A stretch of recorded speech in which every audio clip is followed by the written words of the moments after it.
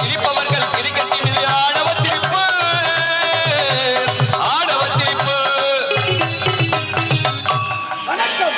கன்னித்தமிழ் நாடு காவியம் போற்றும் பொன்னாடு என் நாட்டிலும் பொன்னாடாக விளங்கக்கூடிய இந்த மணிபுரி நாட்டில் ஏழ்மையான குடும்பத்தில் மகளாக பிறந்து மாணிக்கம் என்ற பெயரோடு அணி தினமும் சென்று என்னுடைய தங்கச்சியை சந்திப்பது வழக்கம்.